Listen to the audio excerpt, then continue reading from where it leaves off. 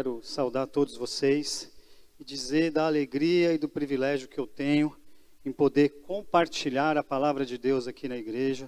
É muito bom estar aqui em cima, é uma responsabilidade, como todos sabem, eu sempre falo isso aqui, mas ao mesmo tempo é uma alegria enorme também ter essa honra, esse privilégio de comunicar a palavra de Deus. Então, neste propósito, nesse espírito, eu convido você a abrir a sua Bíblia no Evangelho de Marcos, capítulo 1. Marcos, capítulo 1. Antes de eu ler o texto, quando eu fui fazer essa mensagem, Deus já tem me colocado no meu coração esse texto há um tempo, eu me lembro que logo no princípio da minha conversão,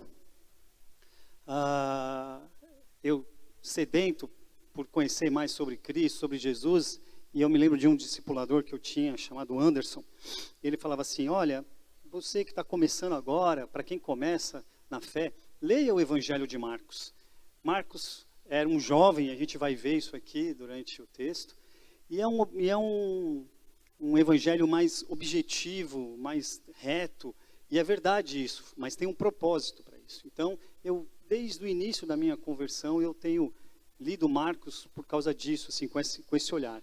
E estudando melhor o livro de Marcos, a gente vai entender por que ele é assim, por que é um evangelho tão objetivo, tão direto ao ponto. E a prova disso está no texto que a gente vai ler agora, Marcos capítulo 1, verso 1. Abra sua Bíblia aí, Marcos capítulo 1, verso 1. Diz assim, princípio do evangelho de Jesus Cristo, Filho de Deus. Vou ler novamente, Marcos capítulo 1, verso 1, princípio do Evangelho de Jesus Cristo, o Filho de Deus. Vamos orar? Pai querido, no nome santo do Senhor Jesus, me coloco aqui agora, Senhor, humilde na Tua presença, pedindo que o Senhor me use para falar a vida dos meus irmãos, ao coração dos meus irmãos. Mas isso só é possível por intermédio do Santo Espírito. Por isso nós invocamos o Teu Santo Espírito para estar presente aqui. Que haja edificação, transformação, salvação na tua casa nessa manhã. Para a honra e glória do teu santo nome, em nome de Jesus. Amém. Bom, antes da gente falar um pouco sobre verdades práticas, aplicações práticas desse texto para a nossa vida, é importante falar quem é esse Marcos e por que ele escreveu isso para os destinatários desse livro. Marcos, mais conhecido como João Marcos. João era o nome judeu de Marcos e Marcos o nome romano. Era um jovem que teve a sua caminhada cristã aos pés de Pedro e de Paulo. Ele assistiu aos dois, a gente vai falar sobre isso daqui a pouco. Ele era filho de uma mulher chamada Maria, ele era crente desde criança. E ele viu a igreja primitiva crescer na sua casa, porque essa Maria, de acordo com os historiadores, ela abrigava a igreja cristã enquanto a igreja era perseguida. Foi nessa casa, na casa de Maria, que ela possuía essa casa em Jerusalém, onde os historiadores acreditam que os discípulos prepararam a Páscoa. O livro de Marcos foi escrito por volta do ano 63 depois de Cristo. E muitos historiadores, principalmente teólogos da fé reformada, creem que Marcos foi o primeiro evangelho a ser escrito. Existem outras linhas teológicas, outras correntes que não acreditam nisso, mas eu creio mesmo que Marcos foi o primeiro evangelho. Haja visto quando eu fui estudar isso, e ele faz parte de um grupo dos 4 evangelhos, ele faz parte de 3 evangelhos, que é Marcos, Mateus e Lucas, que são conhecidos como evangelhos sinóticos, que sinóticos significam que se completam. Então a gente percebe que tanto os outros evangelistas, como Mateus e Lucas, eles bebem da fonte de Marcos. Mais de 90% dos versículos de Marcos aparecem em Mateus e aparecem em Lucas também. E por que eles são sinóticos, né? Além de se completar? São 3 livros que têm basicamente a mesma essência, que têm uma mensagem, mas que são escritos para públicos e com objetivos diferentes. Por exemplo, Marcos escreve de Roma para os romanos, apontando Jesus como servo. Mateus escreve para os judeus e apontando Jesus como rei dos judeus. Mateus, por incrível que pareça, é o evangelho que mais cita o Antigo Testamento. Tem como objetivo apresentar Jesus aos judeus, por isso bebe muito da fonte da lei mosaica. Vai lá, mostra as escrituras e aponta Jesus nela. Lucas já é um evangelho mais erudito. Lucas era além de médico, ele era um historiador. E ele é influenciado pela cultura helênica. Então ele traz a questão da humanidade de Jesus, dos ensinamentos de Jesus, como Jesus era o homem perfeito. E por fim, João escreve para os judeus para apontar a divindade. Aí é uma questão, é até um livro mais teológico. Ele cita apenas 7 milagres de Jesus, ele é bem objetivo também, apontando Jesus como o Messias. Enfim, isso é um pouco do pano de fundo que traça o livro de Marcos. Como eu disse, Marcos ele foi um ajudador tanto de Paulo como de Pedro. Tanto é que os teólogos acreditam que esse evangelho de Marcos ele é uma transcrição fidedigna do discurso de Pedro perante o Sinédrio, lá em Roma. Então, e Pedro, se você for ler 1 Pedro, 2 Pedro, você vai ver que ele faz menção a Marcos como meu filho amado. Pedro discipulou Marcos. Marcos andou junto com Pedro e assistiu Pedro até a morte dele, quando ele foi morto, crucificado de cabeça para baixo, por causa da perseguição aos cristãos. Da mesma forma, Paulo. Marcos aparece no livro de Atos, o pastor André está pregando no livro de Atos, já vai aparecer o nome de Marcos aí. Ele é convidado por Paulo para participar da primeira viagem missionária, junto com Barnabé, que por acaso, ou melhor, que porventura, era o seu primo. Então Marcos pertencia a uma família rica em Jerusalém, porque tanto a mãe como o primo tinham dinheiro. Barnabé tinha posses, até vendeu uma casa, a história diz isso, a gente vai ver isso no livro de Atos. E eles vão juntos para essa primeira viagem missionária, mas no meio da viagem missionária, João Marcos desiste. Alguns historiadores dizem que é porque o comando da viagem foi trocado, passou da mão de Barnabé e foi para a mão de Paulo. Outros dizem porque ele era muito novo, não tinha tanta maturidade. Fato é que na segunda viagem missionária, Paulo veta João de ir, né, na viagem. E isso cria um climão, cria uma cisão, cria uma discussão, uma briga entre os dois maiores evangelistas até aquele momento na igreja primitiva, na história do cristianismo, que era Barnabé e Paulo. E aí, Barnabé pega João e leva para Chipre, e Paulo pega Silas e vai para a Europa. Anos depois, João Marcos é citado, dizendo que ele participou da plantação da igreja no Egito, lá no Egito, e depois Paulo também cita João, pedindo para que Timóteo traga Marcos com ele, para assisti-lo no final da vida dele. Então olha que interessante, João Marcos, o evangelista, ele participa da vida dos dois principais homens do cristianismo no primeiro século, que foi Pedro e Paulo. E aí a gente tem esse texto que diz: princípio do evangelho de Jesus Cristo, o Filho de Deus. E eu quero começar sobre esse primeiro princípio, essa primeira palavra, princípio. Essa palavra aparece 3 vezes com mais ênfase na Bíblia. A primeira vez que ela aparece, lá em Gênesis capítulo 1. Bereshit, Bará, Elohim. No princípio, criou Deus os céus e a terra. Os historiadores dizem que isso acontece quando a eternidade invade o tempo. Ele está dizendo que Deus atua na história e faz tudo novo, faz uma nova humanidade, uma nova criação. Aparece também no capítulo 1 de João. No princípio era o verbo, e o verbo estava com Deus, e o verbo era Deus. E aí registra a encarnação do próprio Deus. A promessa de Deus acontecendo, que ele ia enviar o Salvador. E aí o próprio Deus se encarna na figura de um bebê. Jesus Cristo de Nazaré, que nasce na figura de um bebê, numa manjedoura. E a história os irmãos conhecem. E agora, princípio do Evangelho de Jesus Cristo, Filho de Deus, em Marcos capítulo 1, que é quando relata o princípio do Evangelho, a inauguração do reino de Deus. Tanto é que Marcos, é interessante, vocês podem perceber, Marcos não cita o nascimento de Jesus. E tem um objetivo isso, tem uma razão para isso. Marcos não cita o Evangelho, o nascimento de Jesus, e ele vai direto ao ponto. ele já apresenta Jesus como Filho de Deus. A inauguração do reino de Deus. A segunda parte do plano de Deus está acontecendo. Jesus encarna e agora ele dá início, ele inaugura o reino de Deus. E aí eu fico pensando em relação a isso. O que eu e você estamos fazendo em relação a essa... Importante dizer que o Evangelho de Marcos começa colocando Jesus como Filho de Deus, e ele termina, o último capítulo de Marcos, dando uma ordem para a gente. Então ele inicia dizendo que Jesus era Filho de Deus, e cria toda essa narrativa em cima disso, e no final do seu Evangelho, ele dá uma ordem para a gente, que é: ide e pregai o Evangelho por todo mundo. Então, esse princípio do Evangelho começa com a inauguração do reino de Deus e termina com a ordem de Jesus, uma ordenança, um imperativo: ide, pregai o Evangelho por todo mundo. E eu fico pensando o que eu e você estamos fazendo em relação a essa ordem.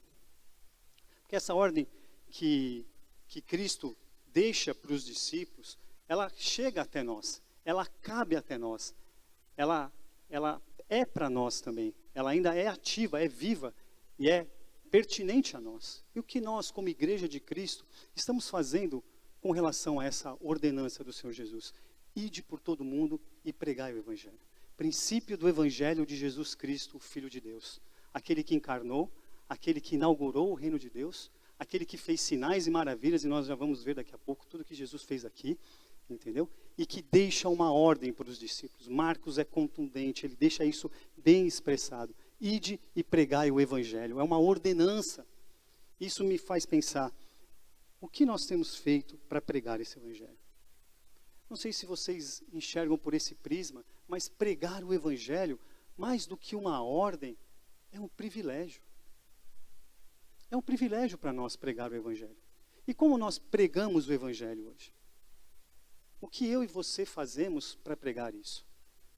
Muitas vezes a gente reduz o Evangelho somente a essas 4 paredes, anunciado apenas pela persona, pela figura do pastor. Mas pregar o Evangelho é muito mais do que isso. E eu fico pensando aqui na IP Barra, estou aqui há 8 anos,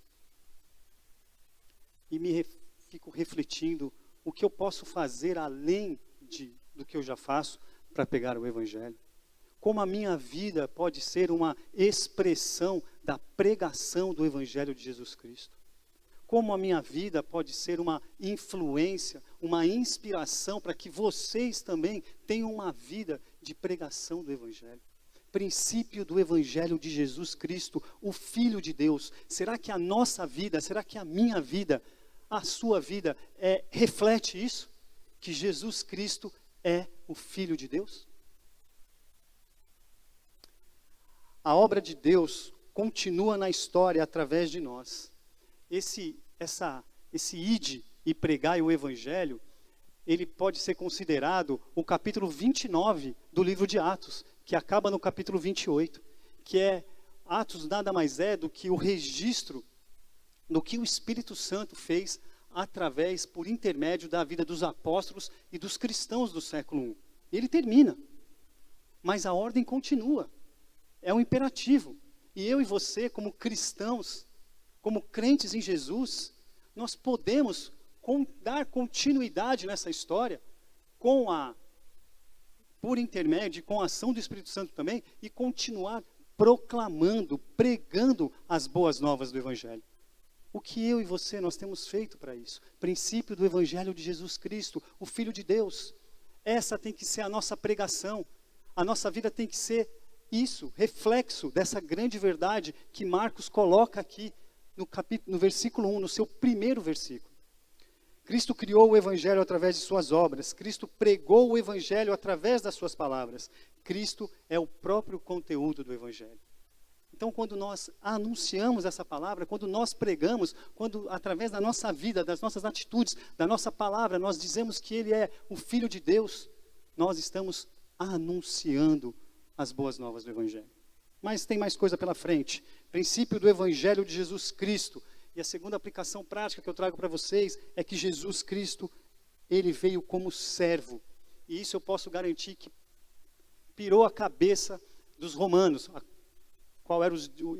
os romanos eram os destinatários dessa carta. Por quê? Porque lá no capítulo 10, verso 45 do livro de Marcos, ele diz assim, o próprio Jesus diz assim: pois o próprio Filho do Homem não veio para ser servido, mas para servir e dar a sua vida por resgate de muitos. Porque o próprio Filho do Homem não veio para ser servido, mas para servir e dar a sua vida em resgate de muitos. Essa frase impactou demais o Império Romano. Não era isso que eles estavam acostumados a ver e que eles nem esperavam, como o próprio povo judeu não esperava isso. O Filho de Deus veio ao mundo para lavar os pés das pessoas, para dar vista aos cegos, para limpar os leprosos e curar os enfermos, tendo poder para operar milagres e maravilhas e assim transformar a vida de muitas pessoas. Mas mais do que os milagres, Jesus transformava por atitudes. Por onde Jesus passava, por onde ele andava, a quem ele tinha contato, ele transformava a vida das pessoas. Sabe por quê? Porque ele se colocava numa posição de servo. Porque o próprio Filho do Homem não veio para ser servido, mas para servir e dar a sua vida em resgate de muitos. No contexto bíblico, a palavra servo significa escravo. Jesus Cristo era escravo da vontade do Pai. Ele foi o maior exemplo de obediência que o mundo já viu. Ele abriu mão da sua própria vontade. Sim, por que ele abriu mão da sua própria vontade? Porque Jesus possuía uma natureza 100% humana. Ele tinha vontade. Ele tinha vontade própria, como eu e você, nós temos vontade própria. Mas ele abriu mão da sua própria vontade. Se fez como servo, obediente, para obedecer à ordem do Pai. Porque ele sabia por que ele veio, por que ele encarnou. O objetivo dele era muito maior, era salvar a humanidade, nos redimir dos nossos pecados.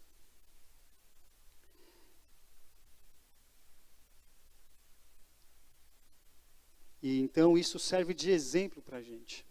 Se Cristo, que é o nosso maior exemplo de vida, ao qual nós mesmos dizemos e declaramos que Ele é nosso Senhor e Salvador, como está sendo nossa atitude de servo?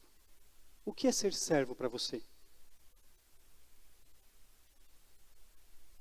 Se nós somos filhos de Deus e somos impactados e fomos resgatados um dia pela graça maravilhosa do Senhor Jesus, que nos resgatou das trevas e nos trouxe para a sua maravilhosa luz, e hoje nós andamos na luz e estamos salvos para a glória do Senhor Jesus Cristo e temos a certeza da salvação e da vida eterna, significa que nós, como filhos de Deus, como servos do Senhor, devemos ser escravos da sua vontade e obedecer à sua vontade.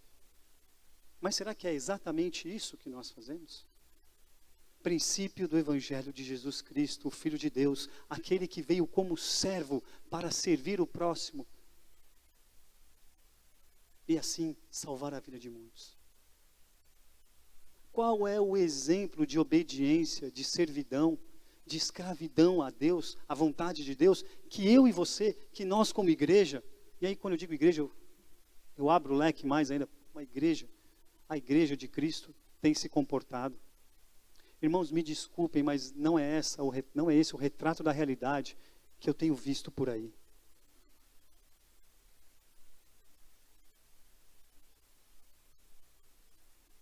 Hoje eu vim pregar, e eu cheguei ali para o Vanderlei e falei: Vanderlei, preciso de uma água.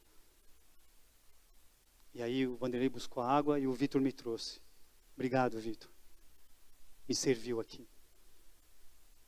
Quero poder um dia retribuir na mesma moeda, servir você. É isso. Nós queremos ser servidos. É a nossa natureza. Nós, às vezes, até misturamos um pouco os polos e entendemos que Deus tem que nos servir. Ele tem que atender os nossos desejos. Quem nunca já não se pegou numa dessa? Por que Deus? Não pode ser assim, tem que ser assim. Nós nos esquecemos que o próprio Deus que encarnou, que inaugurou o reino, Ele veio para ser servo e servir a muitos. Isso faz a gente pensar as esferas que a gente pode servir. As esferas da nossa vida, as camadas da nossa vida. Primeiro, servir a Deus. Eu vou deixar isso, na verdade, por último. Deixa por último. Comecei aqui, mas eu quero falar dele por último. Segundo, servir em casa, seja seu parente, seu cônjuge. Quantas vezes a gente perde a noção disso? E dentro de casa, isso é uma via de mão dupla, sabia? É difícil, eu gosto muito de falar da minha filha aqui, e é um exemplo bom, é uma alegoria muito boa para falar. Às vezes ela pede alguma coisa para mim, e aí eu sempre falo, está faltando uma palavra aí, Alice. Qual que é? Por favor. E eu digo para ela, eu tenho prazer em te servir, mas também você tem que aprender a servir o papai e a mamãe também. E se a gente fosse falar no âmbito do relacionamento conjugal? Quantos maridos aqui, inconscientemente talvez, tratam a sua esposa como senhor e ela serva, mas a recíproca não é verdadeira. De igual modo também, tem esposas que tratam os maridos como se fossem seus escravos. Tem que fazer para mim. Irmãos, na perspectiva do reino de Deus, tendo Jesus como Senhor e Salvador, do princípio do Evangelho de Jesus Cristo, Filho de Deus, somos servos uns dos outros. Isso começa dentro de casa. No relacionamento marido e mulher, pai e filho, irmão com irmão. Ah, mas eu faço mais por ele do que por mim. Não interessa, meu amigo. Você está acumulando o galardão lá no céu. Faça o bem. Sirva. Jesus Cristo veio para servir, foi obediente à vontade do Pai e serviu a humanidade. Servir a Deus na igreja, servir os irmãos. Quantas oportunidades, eu já falei isso várias vezes aqui, nós perdemos de servir uns aos outros. A nossa irmã Ângela acabou de voltar de uma viagem lá de Manaus, lá de São Gabriel da Cachoeira, junto com o Samuel.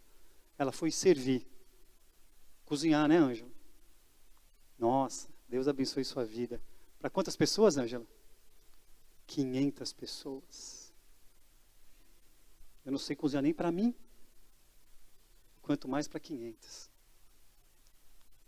Pagaria para ir de novo, Ângela? Pagaria. É um privilégio servir. E aí é onde vem o meu primeiro ponto aqui.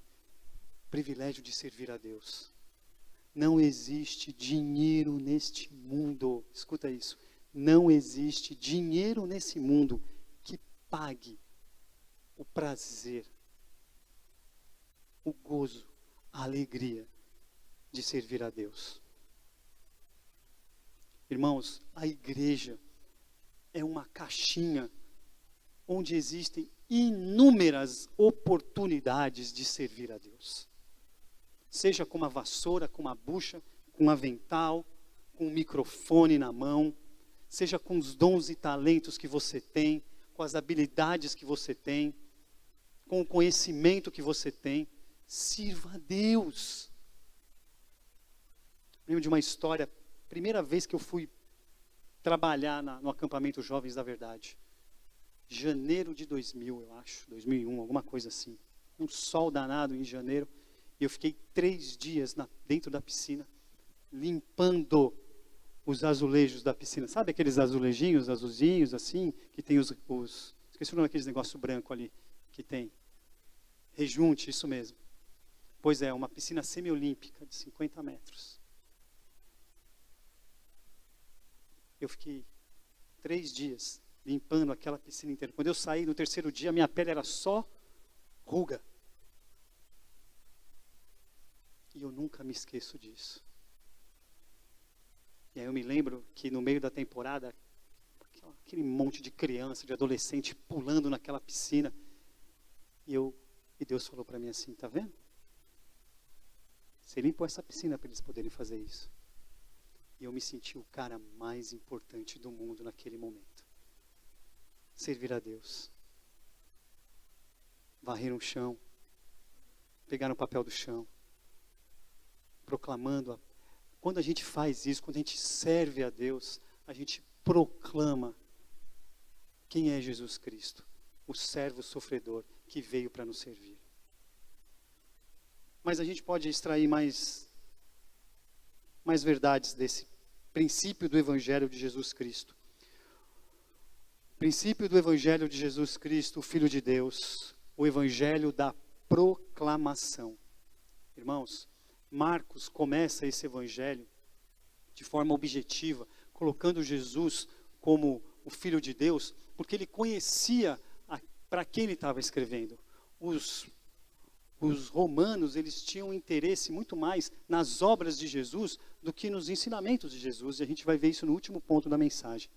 Mas Marcos dá uma ênfase na ação de Jesus. Se você for ler o livro de Marcos, a cada capítulo você vai ver que tem um feito de Jesus, tem um milagre de Jesus, tem algo acontecendo. Isso foi feito de propósito, foi escrito de propósito para atingir aos romanos. E olha, vamos falar de Roma um pouco. O que era Roma?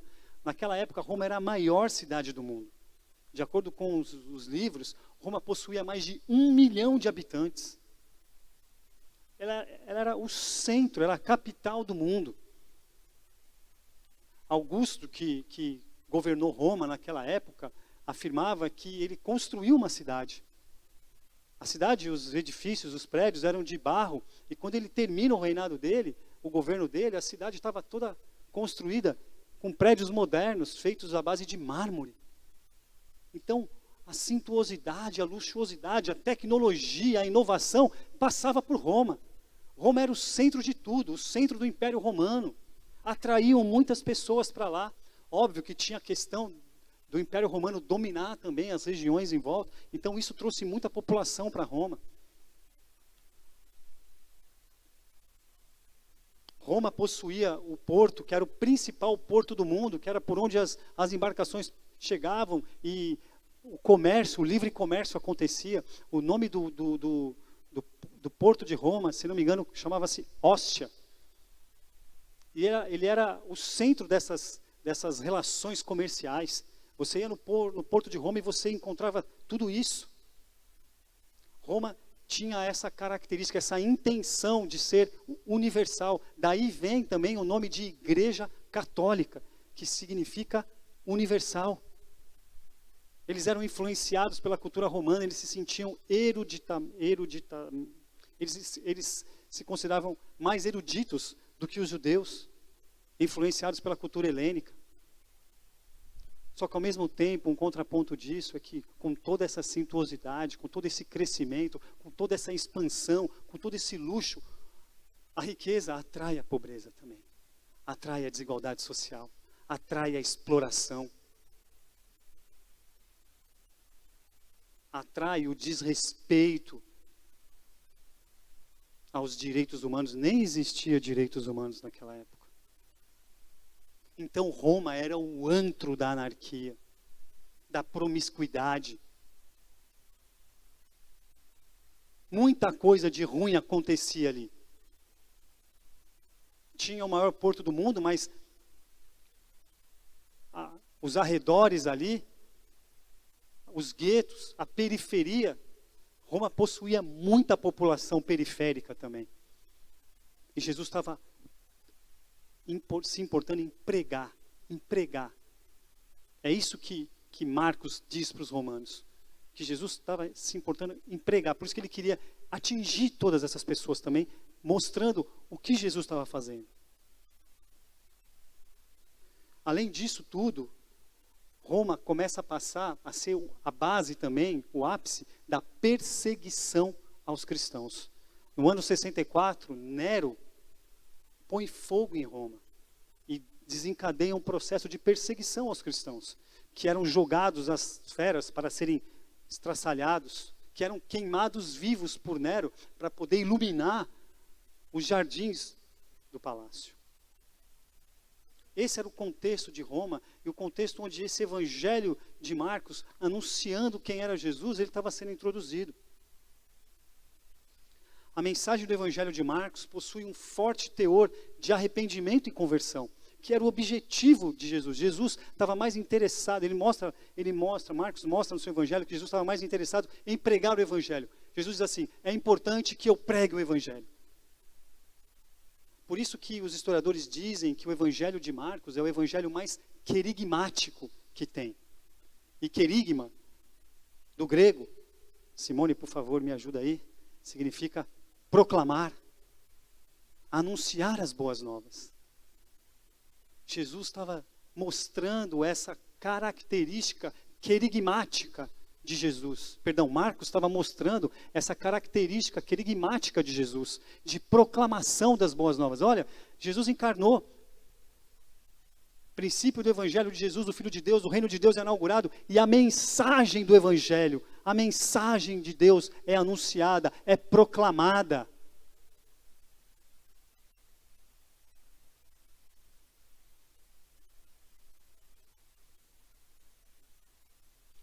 O que estamos fazendo para proclamar o querigma de Jesus? Qual a nossa contribuição como igreja? A nossa missão e visão para o ano de 2024 passa por isso. Do nosso papel como agência do reino de Deus, no processo de querigma da palavra de Deus. Irmãos, Roma era tão suntuosa, mas tinha tantos problemas sociais. Nós moramos numa das cidades, se não, e aí eu não quero contrariar os cariocas, a cidade mais bela do Brasil, falando sobre as belezas naturais. Tem gente que discorda. Eu não quero entrar nessa polêmica, por favor. Não quero trazer dissensão entre os irmãos. Mas o fato é que a nossa cidade é uma cidade muito bonita. É uma cidade de rara beleza natural. É uma cidade que possui edifícios suntuosos, que temos a parte nobre da cidade, a orla, o centro todo revitalizado. Contudo, irmãos, a nossa igreja, a nossa cidade é uma cidade que possui muita desigualdade social. Nós, aqui na igreja, estamos localizados nas costas da Barra da Tijuca.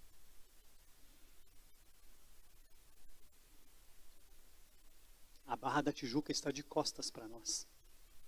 E nas costas da Barra da Tijuca nós temos comunidades, temos uma mega de pessoas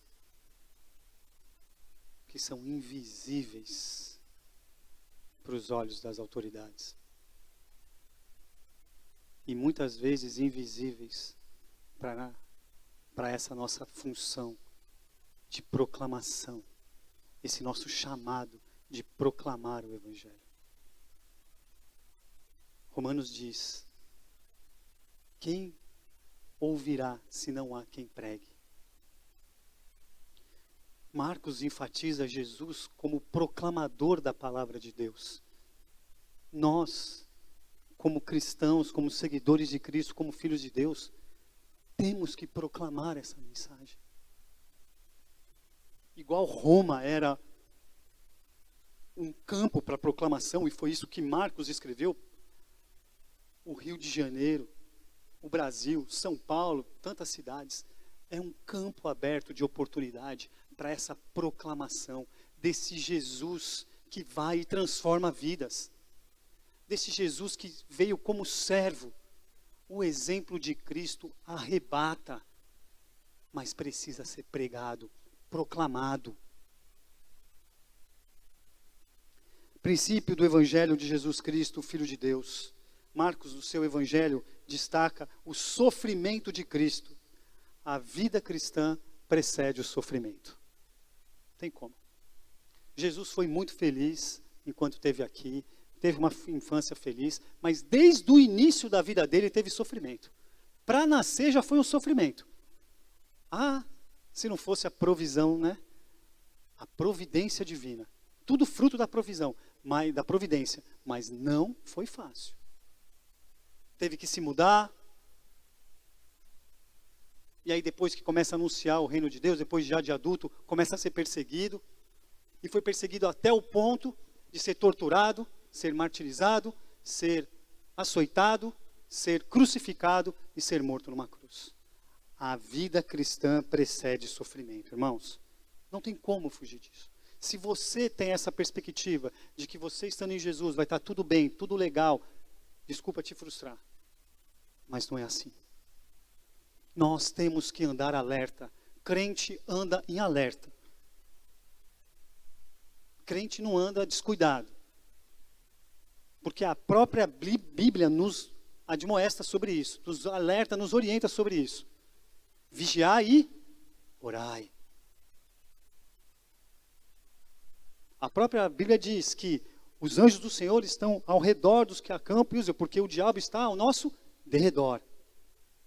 Ele está pronto para atacar, como um leão, uma fera, que quando vê a pequena brecha, ataca. A própria Bíblia diz que a nossa luta não é contra carne e sangue, mas sim contra principados e potestades. Eu sei que a gente aqui na cultura reformada, na teologia reformada, a gente não fala muito sobre isso, mas não significa que a gente não acredita nisso, viu, irmãos? Existe uma batalha espiritual acontecendo nesse exato momento na nossa vida. E nós temos que estar alertas, vigiando. Não quero pregar aqui o sofrimento, dizer que é difícil. Não é isso que eu quero dizer. Estou querendo dizer que a vida cristã precede sofrimento, tendo em vista o sofrimento de Jesus Cristo.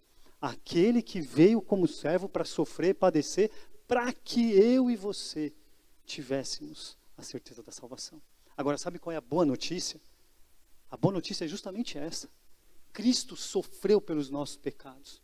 E vai chegar um dia que eu e você, aí sim, nós descansaremos eternamente. Porque a coroa da justiça, a coroa da salvação está reservada para nós. Nós temos essa certeza. E um dia nós descansaremos na companhia do nosso Senhor Jesus Cristo. Para todos sempre. Glórias a Deus. Aleluia. Princípio do Evangelho de Jesus Cristo, o Filho de Deus. E aqui eu termino. A síntese de quem é Jesus. No preâmbulo do Evangelho está a síntese do Evangelho. Princípio do Evangelho de Jesus Cristo, o Filho de Deus. Jesus é humano. Jesus é o Messias, o ungido, o Cristo. Jesus é divino, o Filho de Deus. Ele é humano. Ele é o Cristo, o título de o Messias, o escolhido, o enviado. Ele é divino, ele é Filho de Deus. Marcos anuncia isso no seu primeiro versículo. Sabe por quê?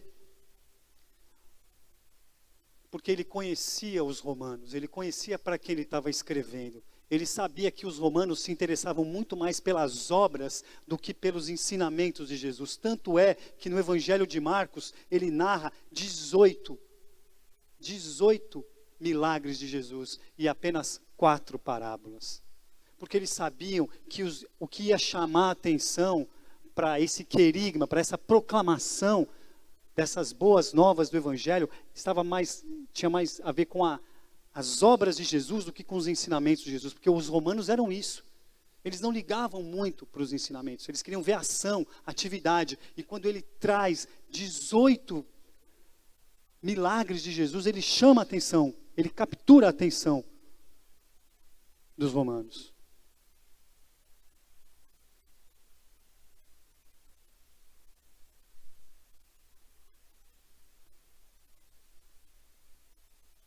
Os romanos atacavam os cristãos, começavam a perseguir os cristãos, e por causa da proclamação do Evangelho de Jesus, muitos romanos se converteram ao cristianismo. Tanto é que nós temos uma carta inteira, uma carta pastoral escrita por Paulo, conhecida como o Evangelho de Paulo aos romanos.